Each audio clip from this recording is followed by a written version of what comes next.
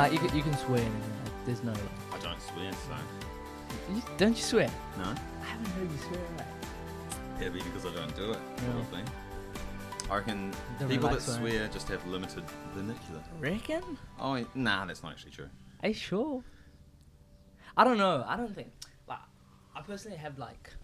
I personally swear a lot, but I don't think it's because I have limited vocabulary. It's that I think I can express it more firmly when I swear. Like I'm saying, I'm like fucking tired. You know, it says it's different. It's like I'm so tired. Yeah, no, that's actually fair enough, actually. You know, yeah, it's like a difference. But I don't know why I don't swear. Maybe it's because my mum was so anal about it when I was growing up. I used to have to eat soap. Really? Oh yeah. Soap? If I swore, get like a bar of soap in your mouth. Oh yeah. Holy shit. Fart. Soap. That's good parenting right there. It's good discipline. I grew up, my parents were like swearing, like especially my dad. When he was on the phone, he was like, fuck. And I was Well, like, there you go. "Oh." My I mum was like, didn't "Fuck." swear. So. Yeah. Yeah. Sort of got into it. Mm. Alright, Zach. Hmm? Welcome on the show. Is it on?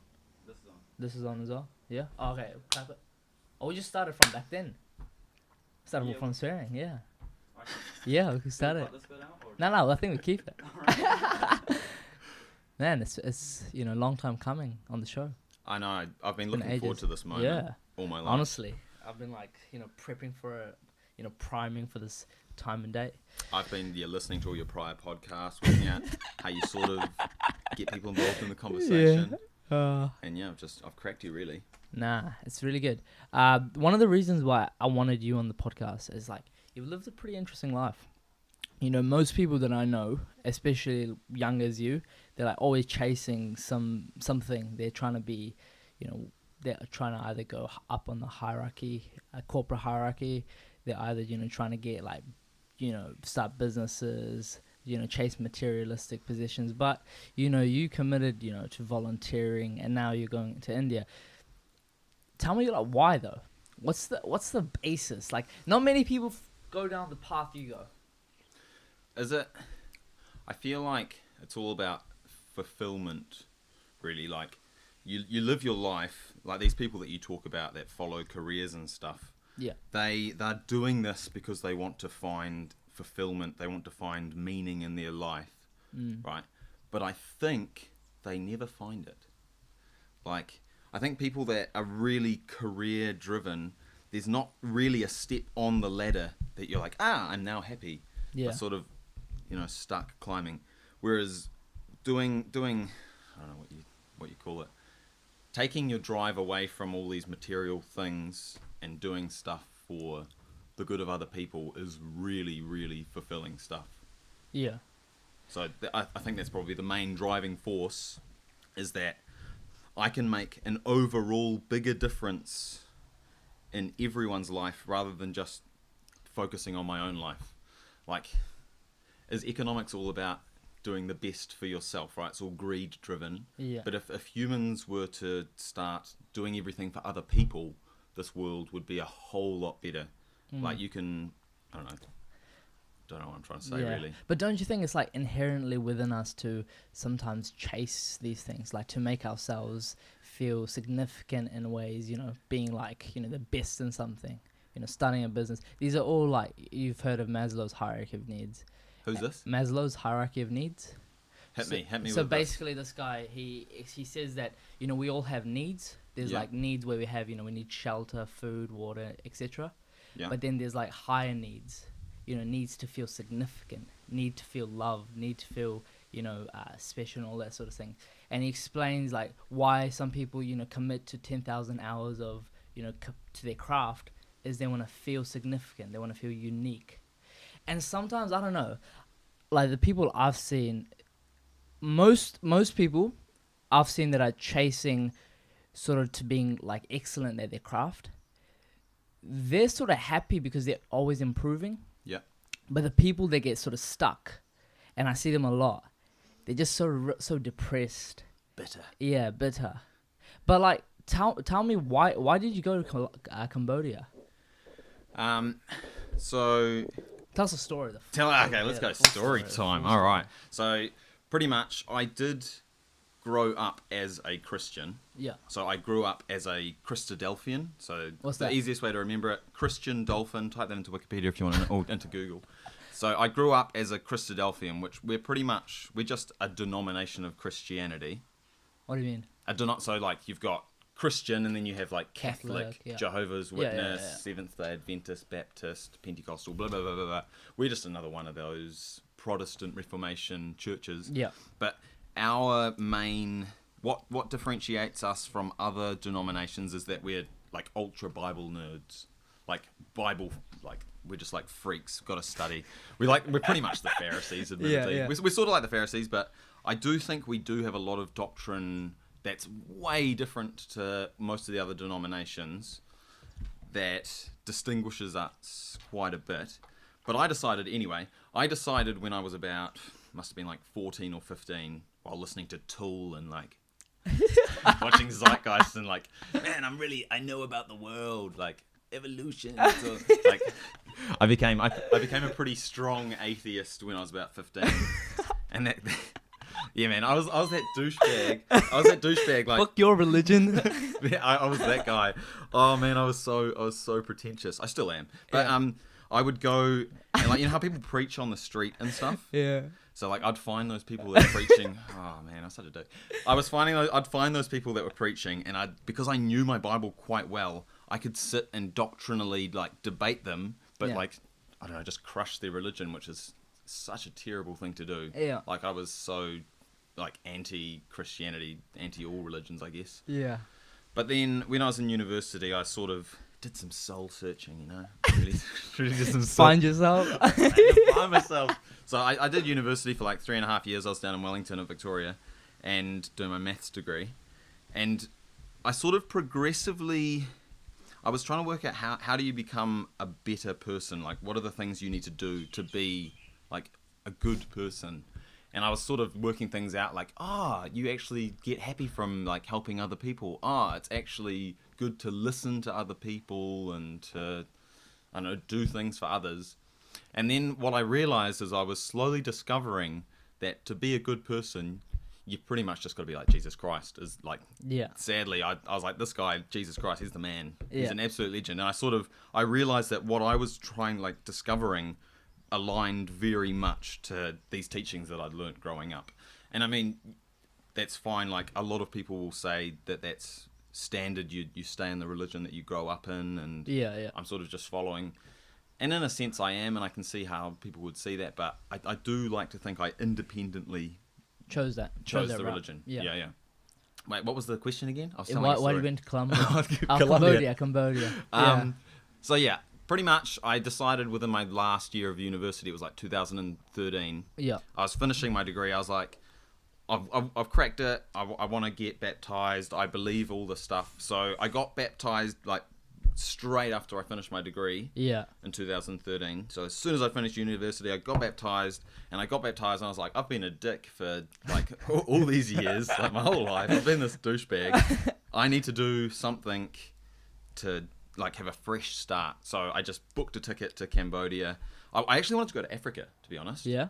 But yeah, there were no vacancies available, and then someone advertised Cambodia, and I was like, sweet, let's do it. So yeah. So how was that? How was that? It was awesome. Like it was a massive highlight in my life. It's like university. I feel like New Zealand sort of sets you up so that you're being educated from like kindergarten all the way through like primary, intermediate, high school. Then you go on to study at university, and you sort of get stuck in this like rat race. Yeah, it is the rat race, but it's just this rote learning. Like it doesn't suit my learning needs at all. Yeah, I don't know. I was stuck in this like rote learning system, sort of just ticking boxes and having a good time though. University is pretty fun. But going over to Cambodia, I was actually working like 13-hour days. Yeah, getting stuck in, teaching people, helping others. Yeah, like there's something about self-sacrifice, as I was saying before, that makes you just feel so good about yourself. It's so fulfilling doing things to help other people. So what we do in Cambodia is we have a place called the Bible Education Center. Yeah. And the Bible Education Center it's pretty much a trap. So there's a sign outside that What a says trap. it says like free English and Bible lessons with foreigners. Yeah. So we all come in and we teach English for free, and like because Cambodia was only just starting to develop at that stage, there are heaps of students in this learning economy that wanted to get a step up, and we're offering this free English education. And that's what they need to succeed in life. Yeah. So we offer that, and we can teach them English. And I did teach a bit of ESOL. Yeah. But the reason it's a trap is because You learn you Bible. you learn it all through Bible stories. Yeah. So like what we're doing is we're teaching them like how English works by reading from like a simplified version of the Bible. Yeah. And so eventually they're like, oh, this Bible stuff's cool as well as learning the English. Yeah. And then, yeah. Like you've heard, the Cambodian history and stuff, Oh, the should Pol we Pot. quick breakdown. Yeah. Well, Well, no, you give it to them. oh, there's a great book. I think it's like When I Fall Down. It's by this guy. He was about 14 or 15 when the Khmer Rouge. Yeah. So basically, this guy Pol Pot, he committed one of the greatest ethnic. What's it called? Ethnic cleanse. Nah, he killed his own people. He's killing his own people. So he killed all the doctors, engineers, lawyers, like anyone who was educated. He would take, like, they all came at night to say, oh, the war's coming, we've got to take you out of the city. Yeah. So basically what they did there was they, put all the, educated people one side and then, put them in prison, eventually killed them all. And then the rest of the people, they took them to like farms, like rice paddies. Yeah. And they would make them work like 18-hour days, like slaves. They wouldn't pay them nothing. It was like sort of a socialist, like a strong communist communist country.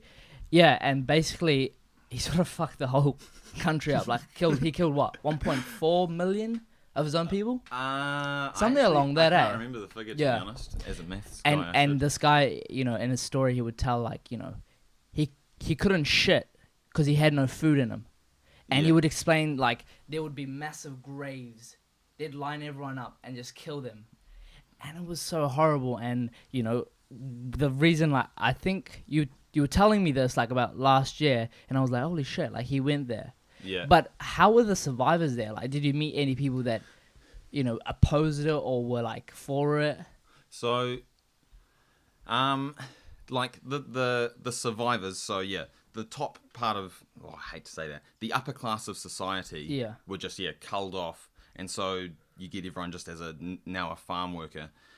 So everyone is on this. So the major things that did happen there are a lot of the older people would like died off because if they weren't killed initially, they wouldn't have survived the farm work and stuff. Yeah, so a lot of work, So there's hardly any, like, older people now left in Cambodia, which is crazy as well. Really? Yeah, so there's a lot of people that are probably like 10 years older than me. Most of the population, there must be like this huge spike in the population where they had to repopulate. Yeah. So they've got quite a young like economy.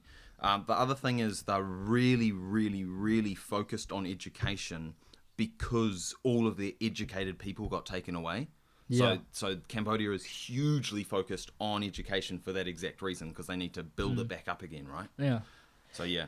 It was really weird though. Like, you like listen to us. Like, why would you do that? If you want a prosperous, even like if you want a prosperous economy. Like, I think he wanted a lot of money, all this stuff. Yeah. Even though, like, don't you think like educated people would like advance that? Like, but I think the reason why he did it, the reason I think so, is that he didn't want anyone as a high, like, educated person to sort of realize, tell everyone. Challenge him. Yeah, challenge him, be like, no, this, what you're doing is, like, pretty wrong. Like, oh, it is wrong. I mean, it's just an experiment for communism by the look of it, to be honest. He also came in to clear out this guy called Lon Nol, which was the prince? No, I think that maybe America had set Lon Nol up, but he was like a big failure. So the people were actually looking for change. So when he came in, it might have been like, was Lon Nol 76 to 79 or something like that? So whenever Pol Pot, when he came in, the people were like, yes, finally, our savior. They were celebrating. Yeah, on the street. Yeah. They were like, they were like, yes, finally, the people from like Pol Pot's come down from Vietnam. The Red Rouge is here to save us. But yeah it was just a Oh, it's a horrific time, but one thing I will say, people that go through trials, it's a huge. They have a huge amount of growth. Like the people in Cambodia are so lovely. I hate to say because of that, but as a result of the Red Rouge happening, the people in Cambodia today are so lovely and genuine, and they're just awesome people. Well, I think there's like, because I was listening to Sebastian Junger, he talked about tribes and how most people connect when you have a conflict. You know, when these things happen, they connect because they have to forge together to survive. Yeah. And I think like maybe one of the reasons why they're so connected as like a country is because, you know, they've gone through that. And definitely. Their family's gone through it. They see the worst side, so they're gonna work together because they've already seen that, and now they have to, you know, the alternative is to, you know, be progressive, you know, choose this. But it's very interesting. I think you were telling me a story when you saw a crash and you were there with your guitar. And I don't know. I don't know how this fits into the context at all. But it's a say because, like, it's such a unique story. Like, you know, everything happens and then you're just there. Like, I think that sort of captures the essence of Cambodian experience. It wasn't a crash. So pretty much because they are very community driven, and this, I was living in the heart of Phnom Penh. Is that the capital? Yeah. Yeah. So I was living in the heart of Cambodia, and like a huge amount of their population is all just swarmed into Phnom Penh. So what they do is they do a lot of stuff in communities, and their houses are really close together. And I think that there was like a fight happening between this, I think, a man and his wife. I don't know. But there was a real like vicious fight happening on the street, and everyone had sort of gathered, like come down from their homes, and they were surrounding the fight.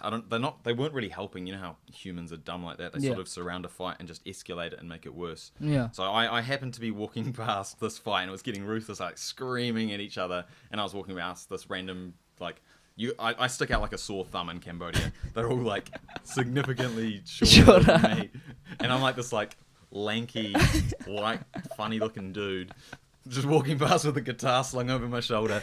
Yeah. And I walk past it. I don't know if this does capture any essence, except for that I'm just a stupid person. So I was walking past, and then I just started playing some Bob Marley, singing it to them. Singing, don't worry about a thing. And then I think it actually did help to settle the fight. I thought it would have made things worse. I was sort of doing it to be, I don't know, a little bit provocative, but I don't know what essence that captures that you were looking for. Nah, I think when I was hearing you say it, I was like, holy shit, like, you know, that's pretty, like you saw a fight and then you're like, oh fuck, like let's just escalate it a bit. I'm all about breaking up fights. That's my key role at Pakuranga College. Yeah. Let's talk about that. I think you're a very unique teacher, I would say. Like, not a lot of teachers can connect to students the way you can. I'm saying like more as like, you know how to treat different students. Like, I think most teachers treat every student the same, where every student is different and, you know, deserves to sort of have I'm not saying special treatment, but I'm saying different treatment. Yeah. Like, you wouldn't treat the introverts the same as the extroverts. Yeah. You know, the same way. Tell me, you know, your philosophy for teaching. Like, why do you teach in such a unique way? Like, why do you challenge students in different ways? I think the main reason is that I was not the same. I was a completely different student to how most other teachers were when they were at school. Yep. So when most teachers were at school, I imagine that they were fairly good students that did quite well and like didn't wind the teachers up and stuff.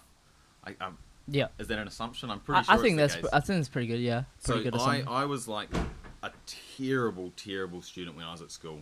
Like I was going through some stuff at the time. Not that that's an excuse for any behaviour, but when I was at school, I was a terrible student, and any teacher that not achieved and stuff. Like, oh no. Like academically or like behaviorally? Behaviorally. Okay. Behaviorally. Yeah. Behaviorally. Is that right? Yeah, that's right. Yeah, We've got behaviorally. Google. I know.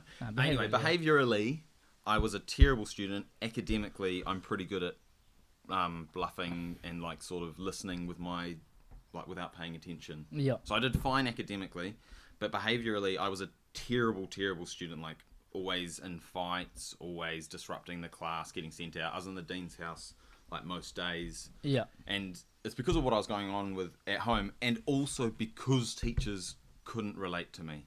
Like, How so? well, it's just as you're saying, people like teachers treat all students the same and don't really. Sometimes they didn't really take the time out to understand, I guess. So there were definitely some teachers when I was at school that understood me, and those teachers that understood me were able to change my life and were able to be an amazing influence. So maybe I've modeled some of my stuff from them, or perhaps it's just the fact that I can sort of understand where a lot of these naughtier students are coming from. Or Yeah. Why do you want to be a teacher though? What's the yeah. reasoning behind that? I mean, I think some jobs are you're just cut out for, right? Like, do I want to be a teacher? I don't know. Like, you mean what? Your personality aligns with the work? Yeah, so all through all through high school, I tutored maths. I worked at Numberworks. Yeah. And then in university, I also helped tutor people, and I really enjoy teaching people things. And then when I did mission work, I was teaching again. So it just so happens to be what I'm cut out for, really. Yeah. And so I went after high school. I went and got a maths degree because I was like, "What's a degree that no one else is doing?" Maths degree. Yeah, maths degree. So I got a Bachelor of Science in Mathematics and Statistics. Oh yeah, what a joy. Yeah. But, I was actually better at economics when I was at school, but True. I did maths because of it was a rarity. Yeah. And then I got my maths degree, and then I was like, well, what can you actually use this for? And teaching. Well, Yeah. there's either you go into mathematicians, like you go advanced, hardcore, like write research papers and all that, or you become a teacher. So maths is more as well. If you're good at maths, you can expand that to most fields. What do you so mean? people will hire a math graduate to do programming, to do some work with accounting, to do like some economics, do some data science. Like maths actually pushes out into all fields. Yeah. So there were a lot of fields available, and I was considering like data science. with my Oh, like big statistics. data. Yeah. Like for working- big companies and stuff. Yeah. Yeah. But then I came up with this plan of if I do my teaching diploma and get registered to teach, Yeah. then I can keep doing mission work overseas. So my intention is, so now that I'm registered, well, they haven't actually registered me yet because someone forgot to sign something. Anyway, Yeah. so now I can go over to other countries and work as a fully qualified maths teacher anywhere in the world. Yeah. Did you feel like when you were in high school, like it's just finishing, like you were lost, like you didn't know what to do, or like you weren't sure what to do? Oh, okay. Like so many people, like a lot of my mates, even including me sometimes, like I'm like, fuck, like what do I really want to do? Like there's so many options out there. Yep. And like, I don't know, the idea of committing to just one thing for the rest of your life, it seems like absurd in a way. Like you want to do so many other things.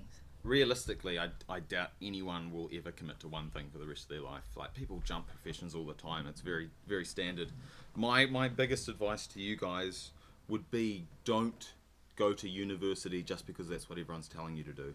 Yeah. Don't go to university just because you get a free year when you sign up. Like university's great, but it's only necessary for probably less than half of the population. That is true. Things like the trades or starting your own business or actually just going out and working your way up in like An organization. some other organization that's already set up may actually be far more fruitful. Yeah. Like I know so many of my friends went to university and just dropped out because Yeah. they decided. But don't you think it's that that mentality, like from a very young age, we've been taught this idea that, to be like, I don't know, like I think there's that sort of inherent bias where like someone says, oh, no, I'm not going to university. You're like, oh, like why not? Like, you know what I mean? Like, yeah, like why is that though? Like like, I don't know. I think for certain jobs, you need to go to university, like doctor, engineer. Yep. Oh, no, like, doctors don't need to go to university. Certain things, but other things, like, holy shit, like, What you know? was I going to say? Okay, so here you go. I studied 3.5 years to get my double major Bachelor of Science. I had to do another year doing my graduate diploma in teaching. Yeah. So that's 4.5 years of study, and I get 50 grand at the end of it as a salary. So, and How big is your student loan? It's like, it would have been over 30 grand. Holy shit. But now it's like 25 grand. 30 grand. And it is a real hamstring in your life. I tell you, like, I can't travel overseas for more than 6 months at a time without coming back for a month. Otherwise, I start getting interest on my loan. Fuck. Yeah, it's pretty brutal. So, like, I would very much like to warn people that are finishing high school, don't just jump straight into university. Unless you're like, and if you're sure that that's what you want to do, go for gold. And if your parents are forcing you to do it, go for gold. But why is that though? Like, I think, all parents want the best for their kids. Like, I think that's true. Yep. Inherently, like, everyone wants, the parents I've spoken to, they all want their kids to succeed, to live fulfilled lives, happy lives. Yep. But why is it that, there's this narrow path, there's this narrow way that to be successful or to be of anything of value, you got to go to university. Yep. You got to go there. Like 4 years of, binge drinking and, staying all-nighters. That's what we need. But why is it that? Like, what do you think it is? So, what's I going to say? I think you as a child, you don't know the best for yourself growing up from when you're 0 up to when you're like, it's got to be like close to 18. You do need some parent or some adult telling you what to do. Otherwise, you'll make these terrible decisions, right? But then you sort of get to this age of maturity where you're actually like, I actually know what the best path for me is. And it's weird for you guys because when you leave school, you may be close to that sort of intersection. Yeah. Where like you should actually start thinking for yourself a little bit more at this stage. You should start living your own life. And parents, I don't want to say that they're misinformed, and I don't want to say that like society's misinformed by saying university's bad, because it's not. It's great for a lot of definitely. people. I'm not even saying it's bad. Yeah, like people might say, why are you hating on university? Nah, like university is like good for a lot of people. Yeah. So a lot of jobs just require you to have that piece of paper. I don't think so. I think now I think a lot of companies are sort of going away from that. They're trying to get a different set of.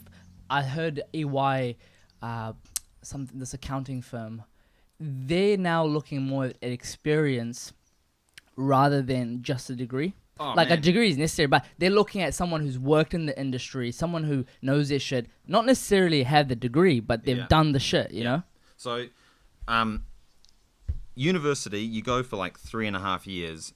All you really do is learn a whole lot of content for assignments and tests, right? Now, I don't think you actually learn all that much. Like, you definitely learn a heap, but like in 3.5 years, if you just did your own personal study into the subject, you probably learn more in like half a year of you being passionate about something. Yeah. Watching YouTube videos and just finding reading textbooks. Reading books. Like, you can holy probably teach shit. yourself stuff way faster than university. But what a degree shows an employer is that you're able to stick out this whole 3-year degree, and you're able to finish something and you can work through and tick boxes just like they want you to do in their machine. But so as an example, I've got some like my close friends in Auckland, 2 of them do not have any qualification. Well, they have like qualifications they've got in their job, but no degree or anything. They are both like, one of them is over 100 grand. Yeah. Getting over 100 grand, and another one's on like 80 grand or something. Yeah. And they're not qualified at all. Yeah. And I've been in their jobs for only a few years, and they didn't require a piece of paper, and they're actually like super effective in their roles as well. Yeah. They just had the drive to just stick it out and like progress. Well, what's interesting is like, I love reading books, and what I found is that any question or anything you want to learn, like let's say you want to learn marketing. Mm-hmm. You can go to university, study marketing, get a degree. Yeah. But why not learn from the best in the world? The people that are doing it for big companies. They've written books. They're educated. Don't you think that education is profound? Like, reading it, applying it as well. Yep. Well, if you're able to read their stuff and glean like the necessary information from it, Yeah. then sure, that's definitely a great way to go. But perhaps they are not educators; they're just good at their role, and they're not very good at passing on. But there are some people like they're yeah. really good at their job, and they're educators as well. Yeah. Like, don't you think? Like, I've heard like a lot of really interesting people. They say self-education and is probably the best form of education. If just find something you're passionate about and just go. Yeah. If you're into it, you're gonna be so much more effective than if you're getting something shoved down your throat. And that's like sort of school in a way. Like I had Dave Cameron, the learn coach dude. Yeah. And we were talking about this. He was like saying that we were talking about this. He was thinking about this new system where it's project based. Like you do a project where you're really passionate about. Let's say he gave the example of you're a good musician. Yeah. Okay, you can get credits by applying your musical talents into the real world. Yeah. Like starting an album, starting a support bass. Yeah. All these things like, writing small introductions, like they can go to your literacy credits. Marketing, that's like media studies. And he was saying like, and that sort of prepares you for the actual thing. Because, I don't know, from people I've heard, like the real world, no one's going to tell you, you got to do this. If you're working for someone, obviously. Yeah. But other than that, like no one's going to be like, Abe, you got to do this and that. You sort of got to find it yourself. Yep. I wholeheartedly agree with that education approach. I think project-based learning is certainly the future. What's more, when you're doing a project, like you say, when you're doing the marketing and stuff, you'll have to look at finances, which you can then incorporate mathematics. You'll get like data from view counts and time series data that you can go and look into. Yeah. Like, because I did a project like last year about like memory techniques. Like we did a research, like university style research. What I learned from like those 3 or 4 months in doing it and applying it and actually like learning how, holy shit, like you learn so much. I didn't learn as much as I did. Maybe because I was passionate about the subject and I really wanted to like sort of see how it works. Yeah. But why isn't that sort of more incorporated more? Like, why is it that? Like, why is it that we have to sort of study calculus so in depth? Even though we might not go into like, studying calculus in university. Yeah. That's a fantastic question and I ask it most days. There are schools in New Zealand that are using this project style approach. There's schools that do it. I've got a friend that works in Hamilton in one of these schools and he seems to think it's quite cool, but he reckons it's also a whole lot of work. Like, it's quite hard. What do you mean work? Like teachers' work? Like I'm pretty sure his workload increased when he went to this new system. Because currently we're in a system, we've built up all of this stuff for however long the curriculum's been now. 100 years, the industrial complex education system. So we've got all of the system in place. It's quite hard to transition into a whole new learning style when you've already got, we've got to bring credits over, we're going to make sure this is covered from the curriculum. Well, obviously you're not going to change like tomorrow. It's like a step, like a process. But like, I don't think most schools are heading in that direction. I don't think so. I think there needs to be a revolution if education is going to change in New Zealand. Like, it's very rigorously structured from top down, such that I think it's fairly well locked in place. Yeah. And they're doing a review. Yeah, tomorrow's schools and stuff. I don't know. I don't think so as well because I was on the board and we were talking about it, and it's like, it's the same shit. Like, there's no big changes or moves to the right direction. Yeah. And it's weird. I would say, like, we're moving into a fast growth world where I don't know. I don't want to say, but I think it's gonna be pretty much true that the world we think we're living in now is gonna be radically different in 10 years' time. Yep. It's gonna be people studying more things. It's going to be more individual. Like you're no longer going to be confined into go to university or get a degree. It's going to be people self-educating themselves, studying their own things, and growing like that. But the question again is like, why aren't we sort of preparing for that? Yeah. That is a tough question. It's like a very tough question. I don't expect you to have the answer, but I think it's such a good conversational point as well. Yeah. We're already in the information age. No one really needs to be educated Like now, Google, right? like You were already sitting YouTube, there, like everything you need to know, like it's there. yeah. And so I taught like 11 MTN this year, which is a numeracy course, which is designed just to get them students their numeracy credits. So they've got to get these 10 maths-ish credits. Yeah. And like, if you work the system, they only actually need to, if you can give them a cylinder and they can work out the like surface area and the volume of that cylinder, that gets them, I think, 3 credits. Boom. Really? Yeah. So like, Holy shit. we've got this system that if you work it correctly, it's actually quite, it's too easy. Like, they're not numerate because they can work out like 2 measurements of Well, a that's rote cylinder. learning, like once you know the height. Yeah, exactly. And length that you stuff, rote learn it. You show them this is how you type it into your calculator. Yeah. Let's do that 100 times and then we'll go and do the test. Yeah.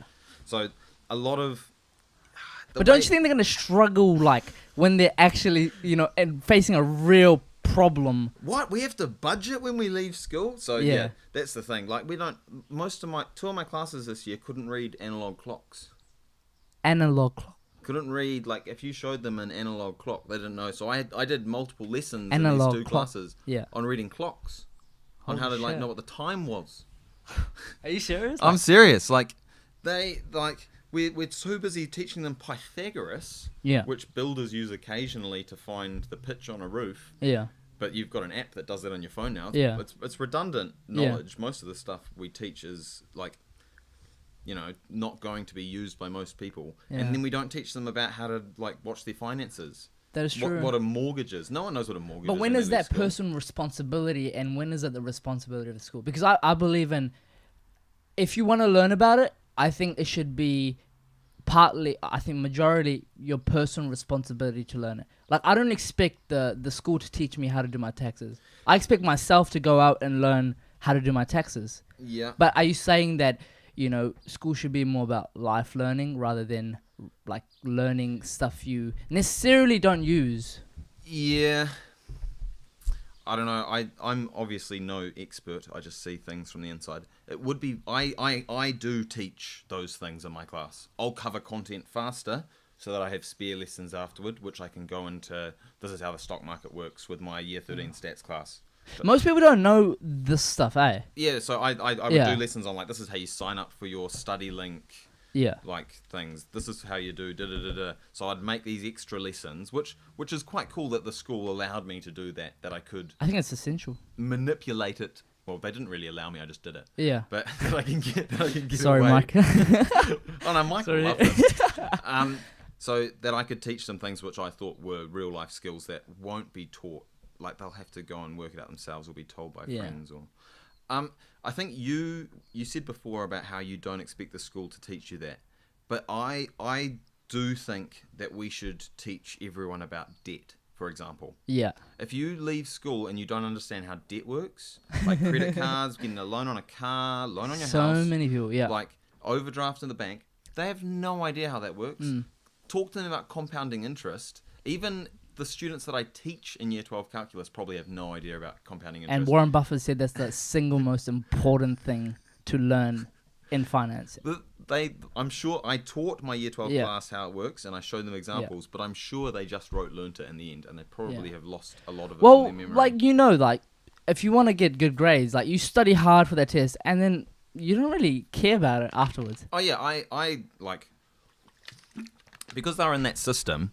I do teach students how to manipulate exams. For example, go into your Year 12 calculus exam and do only the excellence questions if you're capable of that, and ignore all the achieved numeric questions. Yeah. So I'll teach them how to work a system, because if the system's set up like that, that's how they've got to learn. They've got to rote learn it. Yeah, it's very weird. Like, especially calculus. Like, you can crack the system. Oh, yeah. Like, the past questions are it's like the same. Yeah, exactly. Like, buy that book...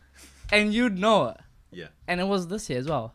But that's not the real world there. Like, the real world, I don't know. Like, you can model similar behaviors to get similar results. I think it does show that. Yeah. Oh, and there's also, like, if you're doing calculus, like, I don't deny that you're learning a lot of stuff. You're learning how to see a process from start to finish. That is You're true. learning how to problem solve, how to think critically, how to be a logical person. But a lot of the content and the tools that you learnt and used it on, I struggle to see. Well, that is what most teachers say, though. Like, Yeah. I always question them, like, you know, what do you really reckon we're gonna use? And they say it's like, yeah, it teaches you problem solving, and I say, yeah, that is true. But why not change the context of it? You know, you can still learn problem solving. You can still learn how to think logically. You know, doing something else. Yeah. So, do you know Mr. Russ? He one of his favourite stories is about how they had to make like a drone in the robotics class, and they had to make the propellers auto balance themselves, and so you got like these differential equations that came out that you could get that balance correctly, and so they're actually using calculus to do a project, which is way cooler, way better to see how that works. See how you could apply that with machine learning later on. And that is true, eh? Yeah. But I personally like some of the social sciences, like. I think, like, some subjects, you learn a lot. Like, if you really want to learn it, there's, like, a lot. Like, we learn in classics, like, the hero's journey. Yeah. You know, there's this classic narrative in every movie we see, in every hero we see, and in every, like, sort of successful person we see. Yeah. And learning about that opens your eyes. You're like, oh, this is a hero's journey. Yep. He triumphs. He has a problem, like, the world sort of ending for him, and then he overcomes that. You know, stuff like that is very interesting. But I think, again, people, like, I always say this, like, people are not lazy. They just don't have the right motive or inspiration to propel them to do certain things. Like, no one is, I don't think, people just, you know, the reason why people don't do well in math is because they don't really give a shit about math. What is, you know, they're like, what the, you know, I don't really give a fuck. Like, which is the majority of the people in school. Yeah. So the majority of people in school, I don't think should be learning algebra because it is probably useless for them. Like, but everyone says learn algebra. Yeah, exactly. Yeah. Yeah. Maybe we need to, like, partition school and have some going into projects, and then have some that are gleaned off that actually want to do these more academic pursuits. Yeah. So maybe we shouldn't be prescribing the exact same system to every student because it doesn't fit everyone. One thing it does teach is that I like hard work, persistence, patience. But does it teach that? They can measure depends, two though. different measurements of a cylinder. No, but certain though. No, certain things though. Like if a person is necessarily going, you know, for ducks or like the high, you know, thing, like something really hard to achieve, it really does teach you the grit necessary to, you know, fail, not be able to solve a problem and then go back at it and then try again. Yep. So that's for those like the top third are learning a huge amount in the system. Like it's great because they know how to like go and do the study and then sit the exam properly and get these like results. But those students are driven. They find that they have the inspiration and motivation to do it. Yeah. The reason why I think most people can attain the same level of focus. Yeah. If they are wanting to, like if they if they have a problem they're passionate to solve. Yep. Like you see their eyes glow up when you talk to them about something they really like. Yeah. And they're like, shit, yeah, like you know, they talk. But like, do you see a future where we could sort of swerve in that lane where we're sort of, you know, more project based, where we're doing things that we really like? I do have a hope that will be the case. Yeah. So my personal strategy to help this dream become a reality is I want to go and teach overseas in places that are willing to try new ideas, that don't have a rigorous system that's already been set up. Yeah. So if I go teach at a volunteer school somewhere where I can actually go and change and test out doing this project-based learning and try and refine it over in like a third world country, then once I show that it can be successful, then perhaps I can bring it back. But you talking to your point, you know that every teacher realizes this. Like most teachers realize that these things are mundane and, you don't really necessarily need it. But, it's majority, like nearly all the teachers I've asked this question, same exact, they're like, yeah, it's true, like, obviously. Yeah. But why isn't there anything happening? Like, what is it? Like, if majority of people believe inherently, maybe they're not vocal about it, inherently believe this, why aren't they doing, like, some shit about it? It's... If you've got a structure that's already set up, you have to work to that structure. Like, you can't just make these radical changes like you were saying before. Yeah. Like, for example, if I'm teaching maths in a class, I can teach it so that they learn by hands-on stuff, and they do like proofs of it, and they do an activity where they draw a cool thing, or like have to cut out shapes and prove something. But that's not actually going to help them at all in the exam. So I need to teach to the test, because my metric of success is how well my students do in the test. So what am I going to do? Am I going to teach this way that I think is way better, where I teach them these cool stuff, proofs, here's some amazing stuff that you can get passionate about in mathematics, let's look at that awesome stuff, and let's go off on a journey and do a project for a few weeks. Oh, but there's an internal coming up. And that internal, I know what's in it, because I helped write or I moderated it, so why not teach to the test so that metric of me being a good teacher shows up in my good grades. Because me teaching the stuff that I actually think makes me a good teacher doesn't help to get those grades, which is stuck in the system, right? Yeah. And what a teacher's going to do about it? We can't just all of a sudden go and change NCA. Yeah. Well, it's more about job security as well. I would say so. I would say it's pretty hard to fire a teacher. It is hard to fire a teacher, but I think nowadays, if our metric of success is to do well in exams, I think I'm speaking out of experience. I think Learn Coach is fucking pretty good. Like, you can learn so much. You know what I mean? Like, all that content down. Exactly. Like, if my goal was to get E's and nothing else, no other experiences, I'd stay home. If that was my primary goal, which is it? That's not my primary goal. You gotta remember, you're an anomaly. I don't know. I think there are some people that think that same way. Like, if that is my goal, but don't you think that sort of scares teachers' job? Because for so long, teachers have been the teacher. They've taught the content. But now there's so many new things coming that, Khan Academy, CS12, CK12, and all this stuff. You may seriously overestimate the drive of your fellow high school students. Really? Students, no offense to anyone watching, but students don't know as I was saying before, I don't think until you're 20, you don't really know what's best for you. Like, if you let a class, if I left a class of 30 students alone, and said there's a test coming up in a few weeks, here's all the content in the book. I guarantee that class would not do jack. There'd be a few students that would. I've been in a class and that sort of stuff. Students are I've experimented with my year 13 stats classes and my year my calculus class. Even though they're meant to be top tier students in those classes, if you leave them to their own devices and you don't check up on them, they will not do the work.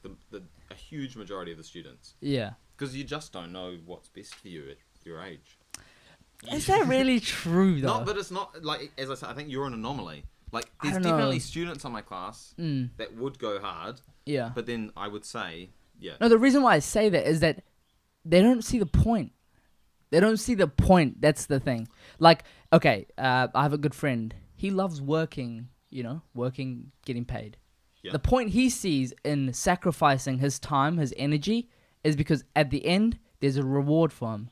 And then that goal for him is what? A short term, is it 1 week or 2 weeks he gets paid, right? And he sees that result. Whereas in school, you've got a whole year that then leads to some letters on a piece of paper that will help with next year, which will give you some more letters, which will help with the next year when you go to university, more letters. Then you get some more letters. Yeah. And eventually you get a degree and a massive loan. Yeah. And the goal is I get a good job at the end of it. Students don't see 5 years down the road, and they don't Well, that's it stems from impatience as well. There's that idea of instant gratification. We're wired. I think we're fucking wired that way. Some days I'm like, shit. I don't see the long term. I'm only seeing the short term. Yeah. But like, do you think that stemmed from us consuming, the internet, social media and stuff? Like so much, fast stuff. Like, Amazon Prime. Like you can buy something today and get it tomorrow or the next day. Stuff like that. I mean, it's got to have an influence, but did we say that when all the other technology came out? Like, industrial revolution, we can get a fucking hammer in no time, a machine can just press one out, and the whole world's changed. Yeah. Like, humans have always been lazy and greedy. You reckon? I don't know. Maybe my worldview is skewed because I sort of, listen and read to, about different people. But I think, I think they are. But again, when people see the point in something, I think they rarely go out and, do something great. When they see the motivation, the intention, the outcome, when they rarely see it. Most people see it, but some people rarely see it. They see the reward. One thing I was involved in, or I am involved in currently, is, we started these English night classes for like adults in my community. Yeah. And, one of the greatest experiences is, seeing them light up when they learn something new. These guys are old. They're they're in their 50s, 60s, 70s, like 40s. They are old. But one thing is so... You just say 40s, they are old. No, I mean like... up to 40 years old. Like, primary kids learning English. Yeah. And they're in their 40s learning English. Yeah. What is so cool about it, you see their face light up. Because, they're old. They could just, say like, fuck it, like, I can't learn shit. I'm not going to try. But they see the point in learning it. Yep. And that's what drives them. And they don't make excuses. They come... They want to learn. They're driven to learn because they see the point. The point I'm trying to make is that when people see the point, they want to do it. Yep. Most people don't see the point. And then there's they've got that long-term goal of learning English. And as you say, when they learn something new and they feel that success, that is just another driver to get to this end game. Exactly. Like, I've found one thing that I learned in the 2 years that I've been teaching at Pakuranga is that helping a student find success is you want every student in your class to feel success. Yeah. And that's like the dream. When someone feels success, that is a great driver. But how long does that last? Oh yeah, you've got to top it up every now and then. It's like it's a constant, they say progress is a key to happiness. Yep. Because when you're really progressing, you're always feeling, happy. There's like another milestone to catch. Which is interesting. I want to sort of segue into what you're doing, where you're going now, to India and all that stuff. Yep. It's really interesting. Carry on. Carry on. Tell us why. Tell us the reasoning. So, as I said, I had my long-term plan, which was get my teaching diploma, do the 2 years, get registered, and then I've pretty much got it, my life as I want to just go into mission fields or developing countries and either work there or go and help do the sort of stuff that you're doing, like teaching English and help in any way possible. So this is like the first step. I made a massive list of places that I could go and help, and I just happened to choose India. So I've got over in India, Christadelphians have been there for about half a century. Sure. So currently we've got an orphanage and a school, both based in Hyderabad. Okay. So they are run by a couple that's lived over there for a while, for like 40 years. I think this guy called Tim Galbraith's been over there, and his wife Sarah. So they run this orphanage, and the orphanage feeds into this primary school. Yeah. So I'll be helping the primary school students with maths, and I'll be working in the orphanage as well, and I'll be traveling around doing like just general Bible preaching. Like I'll be giving talks to people at camps and stuff. How's the population there? Like, how big is it? It's a lot. India? No, I mean Hyderabad. India. City. Speaking of India, their population is going to overtake China very soon. It's reaching 1 billion now, 1.3 something. Right now. Yep. So 1.3. Both China and India, I think, are both at 1.3 something billion. Do you know in I think it was 30, there were 300 million, and now they're 1.3? That's in India. Yeah, 350, 400. Yeah. Holy shit. It's a now it's like that's a billion people in 100 No, less than 100 years. That's exponential growth, eh? Yeah. But why, like, India is a fascinating place, especially the way they structure their school setting and stuff. Are you majority helping underprivileged people or more, the higher class? Underprivileged, because it's so this orphanage it's run that it was originally made for kids whose parents have leprosy. What's that?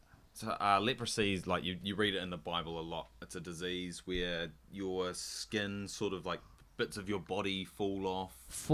Yeah, it's a brutal disease. Sure. But if you have the right medication, it's not transferable and stuff. Yeah. And so like I think India's got the most cases of leprosy in the world now. Yeah.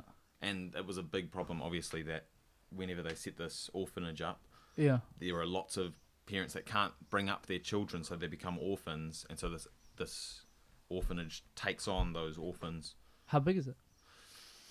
That's a great question. I think it's like maybe 100. Holy shit. Yeah, I'm not sure actually.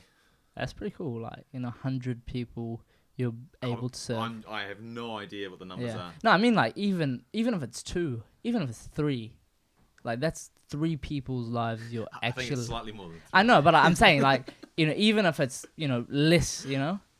like, you're still... I think there's that inherent need within us to serve others. Oh, yeah. It feels good when you do something for others, and you truly do it. You're not doing it to get something out of it. Yep. Like, when you're truly, like, giving your time, your energy to some project, or to, serve some people. Yep. That's like, holy shit. That's nirvana. No, it is. It's the dress nirvana. But what? Again, I asked this question. Like, if our metric for success, or if our outcome, if people... Because this is the thing. Like, I want to be happy when I'm older. Yeah. I want to be happy. But we define happiness as to get more stuff, to buy more stuff, to work and to get more stuff. Yeah. And not necessarily to serve, to give our time, our energy for a bigger cause. Don't you think that's like very weird? Like, if our outcome is to become happy, there's a lot of ways, but I think one of the universal ways is to serve people. Yeah. So if your outcome wasn't to be happy, but rather to make others happy, then the world could actually get there. Like, if everyone was working for the common good of their fellow people, humans, yeah, then you would have success, right? But if everyone's looking for their own happiness, no one's going to find it. The only way you can find your own happiness is just looking for other people's happiness. Yeah. Well, and I think happiness is maybe the wrong word as well. Yeah. I think it's being content. What do you mean? Content with your life. Yeah, exactly. I think. What, like settled? Yeah, well, content. It's slightly more than settled and slightly less than happiness, perhaps. Yeah. Being content is like, I'm fine with this. This is good. This is. But don't you think that sort of takes away the drive? Well, you want to have that. I need to be happy. No, not even I need to be happy, but like, let's say like some pretty up there people, like we define as successful. Yep. They have this drive that is sort of never settling. And I don't know, I haven't met like a lot of like high profile people, but I'm not sure if they're all content. I think they're hungry. I think they're there's always a next level. Yeah, that progress is what they're chasing. Yeah. See, I think that would be a big difference with me. I'm very much content where I am. Yeah. If I didn't progress and I was just stayed in India doing the same thing, yeah, that's fine by me. You reckon? Yeah. Like, if you're not progressing, if you're not, helping more people, if you're not changing more lives, don't you think like stagnation is what breeds maybe depression and all stuff? Stagnation definitely breeds bitterness. Yeah. I've been reading this book called Veronica Decides to Die. What's that? That's a good book by this Portuguese dude called Paulo Coelho. Oh yeah, he wrote The Alchemist. The Alchemist, yeah. I'm reading that right now. Yeah. So I read that and it's really good. The book's about how you get stuck in a stagnant cycle, right? You push your life to being stuck in the system of how you want to live it, and then bitterness starts to grow because you don't progress or you don't go and find something else. Don't you think that's like existential angst most people feel? Like, one step, if a person's dream is to buy their own home, Yeah. Okay. And then And they achieve it. And they're like, what the fuck is next? You know? I've got They've done it. 80% of this is debt. You know? Yeah. Fantastic. It's like done. Like, you know, you've achieved your first home. Yep. What next? Kids. Yeah. Yeah. Well, that's the thing. The reason I am content probably is because I don't actually own much Yeah. stuff at all. Like, I don't have any of these goals that, like, I've never bought a car. I've never... You never bought a car. No. Jeez. Yeah. So I don't... But everyone's chasing to buy the best car now. I know. You know? Well, and I don't plan on buying a house ever. Ever. No, I don't Okay. plan on it. Like, I don't see that as a... I don't see people that own houses looking that much happier than people that don't, you know? Yeah. It's Like- very weird. The reason why I bring it up is last year, a year and a half, I was talking to a relative of mine, and you know, he's away from his family because he works in, you know, Japan, Yeah. and he lives in London, and so, you know, he works there like 3 months and then comes home 3 months, and, you know, I was talking to him, I was like, and he was really sad. Like, he was like, fuck, like, it's not a quality of life. Like, you know, yeah, I'm making more money than I was before, you know, working in Japan. Yeah.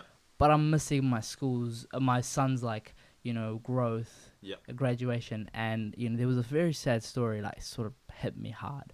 It was like, he was like, when I bought my son, like, the best, like, clothes, all this stuff from Japan, he threw it away. He said, I don't want all these things. I sort of want you to be there. But it's like, it's weird because, you know, yeah, he's financially, like, better off. But, like, emotionally and, you know, what we define as happiness, like, he doesn't have that. And many people are falling... I could fall in that trap. I don't know. Like, many people are. And that, I think this is... I don't know. But the way most of us live is this way. Stuck in the system. Yeah. The question is that guy going to Japan because that's a necessity for his family? Does he need it for the welfare of his family? Well, then again, that's another question. Like, how much do you need? Yeah. Like, a minimalist approach to living is that you don't really need much. But, you know, many people want to buy the house because they want to impress their friends. Or they want to seem well off. They want to seem like they have this shit figured out. But, you know, like, that's again the question is like, and I've met a lot of people, they're just chasing this. Yeah. Chasing more money. There's no, and I hate to be that. Like, that's what I despise. Like, I know, it is very easy to get caught in that trap. Yeah. I think I've got this inherent not caring what other people think of me, which is a nice way to start. Like, as you said, people do it to impress others. Like, I actually just stopped caring how other people have you judge read you. The Subtle Art of Not Giving a Fuck? No. It's a fucking good book. Oh, right. It's really, and it Well, I'm explains already that. there, I don't need it. Yeah. Oh, it talks about that. It says most people do shit to buy things they don't need to impress people they don't like. Yeah. Yeah. That sounds And about right. like, if you just like quote that, put it on your wall, it reminds you, shit, do I really need this? But I'm not necessarily saying that we shouldn't strive or we shouldn't, you know, chase these ambitious dreams, because, you know, I'm ambitious but I think we have to be aware that this, if we don't really see it, we could fall in this trap of this rat race, you know, like slowly trying to climb it, you know, climbing it, and then at the end you're like, fuck. But then I think religion teaches a lot of these, like, ideals of not worrying about your riches and serving your fellow man. Maybe it's this, like, a drive that we get from religion. Could that be? I think religion, even if you don't believe in it, there's so many values that are like really good. Like, they're there for a reason. They're there to, like, you know, make you see life in a better way, in a more fulfilled way. Well, yeah, and all of the prophets, like, they all were revolutionaries that went out and, I guess, stopped caring what other people thought and went and changed the world. But I don't think we should stop caring what anyone thinks. I think we should stop caring about what certain people think. Like, there's a difference. Yeah, Like, you should care about what your mum thinks. I care what my mum thinks. I care what my friends think. I care what Daniel thinks, you know, if it's in relation with the podcast and anything. Yeah. I care what certain people think. But I think the trap most people fall in is sometimes they're like, fuck it, I don't give a shit about anyone. Who and it stems from a bitter perspective. Yeah. You need to take into account what other people think and then make a judgment on whether what they think is important or true. Yeah. For example, you could what is a good example? Like a teacher could come in and say, you're teaching that wrong. I think this is a better way to teach it. And I could take that into consideration, but I don't necessarily have to listen to them. Like, I should be able to be open-minded about things, but also be able to make my own judgments on what others think. Yeah, I think because you could go on both extremes. Yeah. You could care too much of what everyone thinks. Yeah. You could care nothing of anyone thinks. Yeah. But I think there's an equilibrium or balance in between. Yeah. But I think it's like, oh my God, like Instagram and Facebook, like everyone's metric for success is how many likes do you have, or you know, it's that, like, it's so weird. It's really weird. Most of the people that like your shit, you don't know them. You have never. I haven't met most people that, you know, follow me on Instagram. Really? I haven't met most of them. not most of them. I would say I haven't met maybe a quarter of them. Yeah. But why the fuck do I give a shit if they like my thing or not? Yeah, it is a crazy, that dopamine response that humans crazy. crave for, eh? Like, you put a post up and you sort of like check, like, surprise. So They don't like this, I need some more this you know, other it's content. weird. It's like, why do we give a shit about that? No. And like, I don't want to be sexist or anything, but girls especially. That's a great way to start, like, a sexist comment. I don't want to be sexist. I don't want to be sexist. No offense. I don't want to be racist, but you know what I mean? I've met a lot of girls. A lot of them. Like, they check that likes. They go on, you know, if their friend posts something, they go on their likes and they compare them to, oh, I got more likes than them. I don't think that's only girls. I think a lot of people, but I'm going to say this, and sorry girls, but if you're listening, but I say predominantly I see more girls doing it. But I see them predominantly more girls doing it than guys. Guys do it, don't get me wrong. Predominantly though. But why, you know, like, why do we do that? How do I wash my hands from this? From this sin? Nah, well, why do we do that? It's so weird. I've done that. I'm gonna be honest. Like, I've done that as well. Like, so many times. Like, I'm like, you know, how many likes did I get? Like, did I get as likes as I got on the other post? You know, and it builds this fake perspective, this fake portrayal. You know, we're always happy on it. You know, we're always smiling. You know. I'm gonna try and qualify your statement. Yeah. Perhaps girls are more self-conscious. Okay, yeah. Than most. Maybe that's guys. a better way of saying it. In general, yeah, girls are probably more self-conscious than guys, and so will, be checking it maybe more. But like, we do it. I'd say that guys do it. Oh God, especially these days. I'm not saying guys don't do it. The modern male has changed a fair amount because of social media. But don't you think it's because this guy I was listening to, he talked about status. Yeah. You know, the best way nowadays, or the most quantitative way to measure status, is to measure how many followers do you have, how many likes do you have. Not like the thing I find weird about it is you don't know them. Yeah. Like, you do not know them, and why base your self-esteem and your self-worth on what the fucking random person liked or not? You know? Like, why do that? It's like the recipe for depression. We're these dumb humans. We're all so dumb as well. I think that's escape though. It's an escape statement. Yeah. I think I think there's a deeper meaning behind it. I initially started my Instagram account so I could troll with it. Like, I initially started and I was like, oh man, I hate these systems of like, and you get caught up in this stuff. And I was like, I'll do it and I'll just be a troll and just mess around. But I just got caught up in it, and now I'm probably just like everyone else on Instagram, right? Yeah. Just doing it to get affection and love. I think everyone's just chasing that, the appreciation, Yeah. to feel accepted, to feel part of the tribe. And I'm not saying Instagram is bad or Snapchat is bad, Facebook and stuff. I'm saying we got to Humans are bad.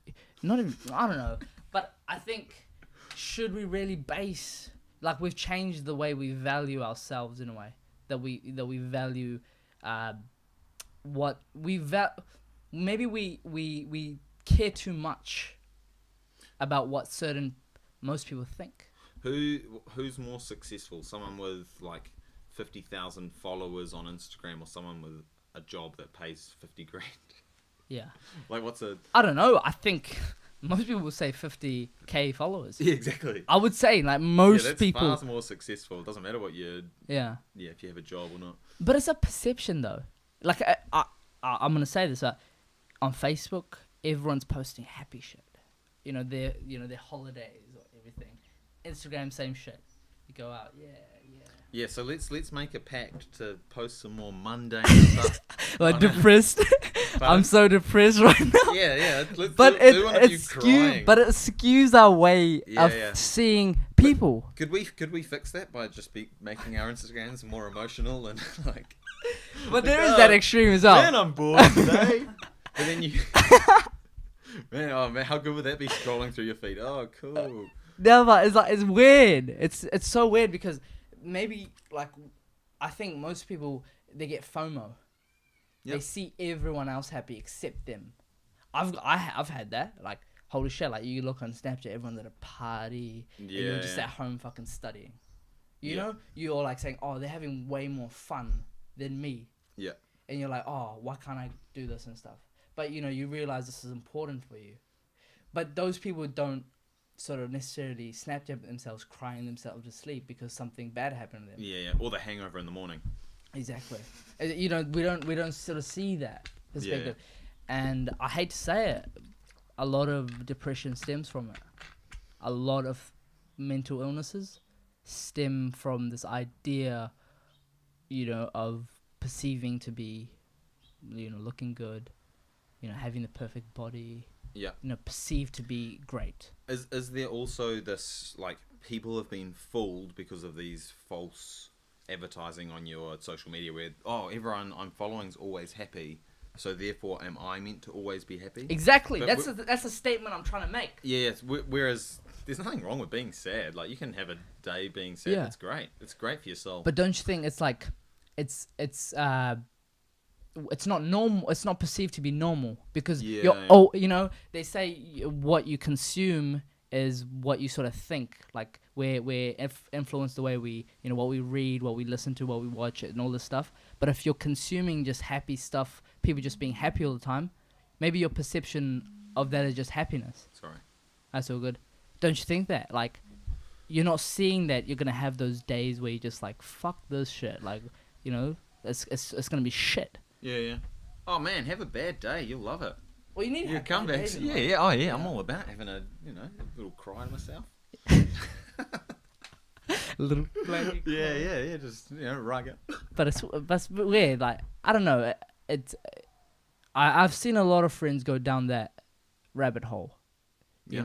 That shit. Like, they're just constantly comparing themselves. I do that. Like, Yeah. We have this inherent bias. Like, okay, you see this guy have like 500 likes. Oh shit! Like, Yeah. is he better than me? There's your ego talking. Oh, why can't I be like this person? Yeah, jealousy sucks. It is a terrible. But I think that we have this. Like, I'm not saying we have one dialogue. We have so many different dialogues in our brains. Like, there's this perspective, and there's this, but there's this higher self. Yeah. There's a higher self. Whenever I sort of have those thoughts, the higher self is like, why the fuck do you give a shit? Does that guy really matter? Like, Does your higher self swear when he talks? oh yeah, I think so. You know what I mean? Like, why do I give a shit? Yeah. Why do I care what, how many followers this guy has? Yeah. But it was a very weird spectrum. Oh, if we can learn how to control our jealousy, we will become so much better. But it's weird, eh? Like, do you think that you're gonna see more rates of depression, anxiety? like as so far many as of these rates illnesses. of it go, I feel like we're just diagnosing more people these days. So Yeah, I've heard that. we're Yeah. definitely going to see statistically more rates of depression. And then what we do when we diagnose them may not be the best way to fix them either. So like, oh, we'll prescribe them with some antidepressants. That'll fix them Yeah. up perfectly. But I've heard that doesn't necessarily take depression away. It's just like putting a band-aid on the cut without really healing the cut. And if anything, it's like putting a band-aid on the cut that has some, I don't know, Bacteria on yeah, it. poisons it more, right?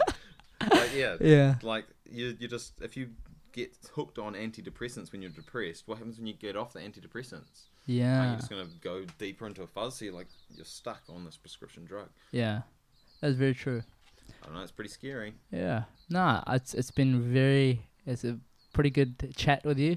It's always good. You're cutting it here. It's up to you. Like, do you have somewhere to be? We can't leave on depression. Yeah, we can't. We can't actually leave. How do we find happiness? How do we get content? I think helping someone do something for someone lesser than yourself. Do things like go visit an old person's home. You'll get so much joy. You'll bring them so much joy that you'll 100%. Like the happiest or the most fulfilled I've ever felt was when you're helping someone else. Oh man. You see their eyes light up and they're like, "Thank you," and like, fuck, like I've put my skills, my actions, my effort into something that has no quantitative value, but qualitative value. Yeah. So here you go. I'll finish on a story. So after doing mission work, so I like 2.5 years of extensive going to the Philippines and Cambodia, like about a year in each place. After doing mission work, I used to come back to New Zealand and I would get a thing called post-missionary depression. Because you go over and you're helping people like hours and hours every day. You're always doing something to help other people. And then you come back to the West and you go to this, like, you don't have a job. You don't... You don't have people that need your help as much. People like... And I got like serious depression because of this amazing hype overseas. Yeah. And then I'd come back to just normal existence, working a crappy job. Yeah. And but don't you think you felt connected? Because that's the Sebastian Junger. He has a book on tribe. Yeah. He said when we're connected, when we're striving for a common cause, that feels so good. He talked about, you've seen the movie documentary Restrepo. It's about it's an army sort of documentary. They have this base in Afghanistan. They're fighting the Taliban, and the horrible conditions. It's like shit. They're in the mountains. They have their base there. Yeah.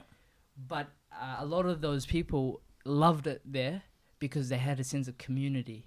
Yeah. They were striving for a common cause, a good cause they believed in, and they feel connected as brothers and stuff. Yeah. But when they came back, they felt really depressed. Even though they had their families for support. Exactly, and abundance. They had they had beds, they had everything, which is like, weird in a way. Yeah. So my experience was like that, and the way I got over it was I got very involved with my church. Also having a good job at Pakenanga College for 2 years. It's like a good community there. I was really involved in the maths faculty, as well as I was doing heaps of work for my church over the past 2 years. Yeah. And that's helped me to combat this post-missionary depression. Yeah.